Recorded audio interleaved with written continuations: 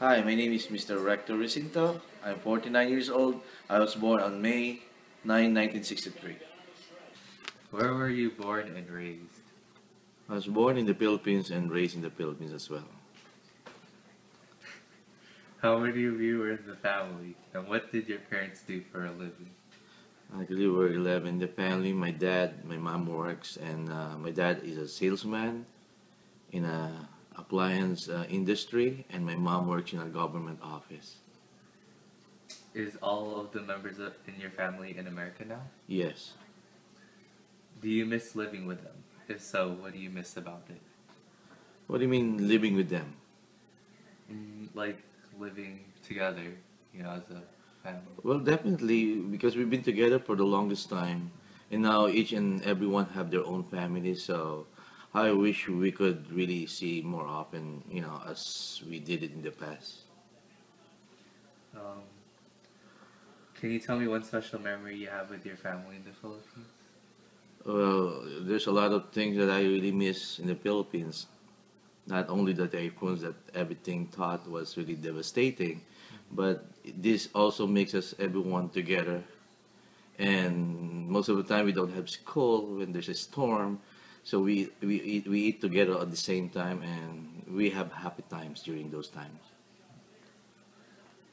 Tell me about your childhood. What was school life like?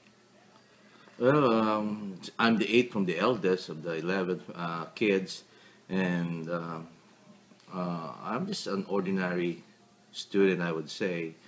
As long as I pass every year and I elevated for the next year, so that's something I would always remember because my elementary was just fine, high school was just fine, but really I was little struggling when I was in college, but I was able to finish school after that. How were the teachers like? Well, dreams in school, actually, I finished a Bachelor of Science in Mechanical Engineering, but it's not really my first choice because during those times I really don't know what to take, but it was my dad who told me to pursue that course because they said I'm good in math. What did you do after school? What would you do? Well, uh, I was thinking of migrating here because my dad told me that life in America is really good, but I was twice denied for the visa. So I work after my after graduation as a professional medical representative with a pharmaceutical company.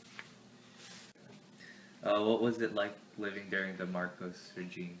Uh, I was really small that time because I could recall when he declared martial law. I was only around 9 years old.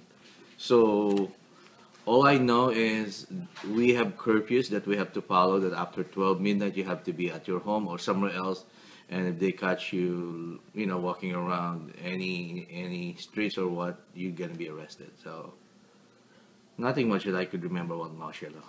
How'd you feel about it at Well, it's that time? scary because it's scary in the sense that I would be worried about my brothers who are not yet in the house when it's almost midnight.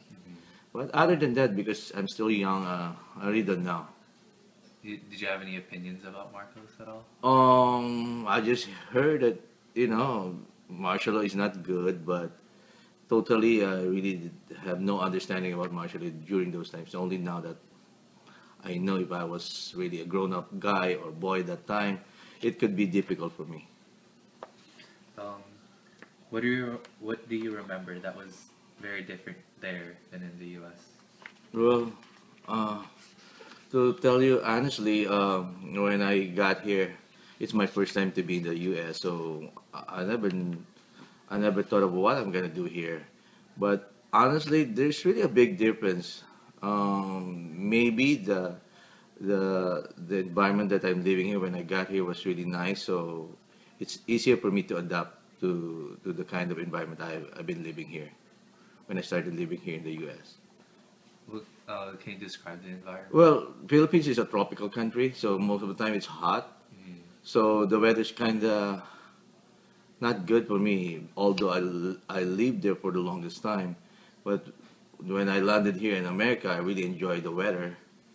especially in San Francisco. What about the people? What about The people. Is there a Well, different social definitely when you environment? wherever you go, like if you're new in any place that you go, you something like you alienated from them. So more or less, it's just a matter of how to reach on them and and try to find a way how you could mingle and go with their culture. So you have to just study what it's all about.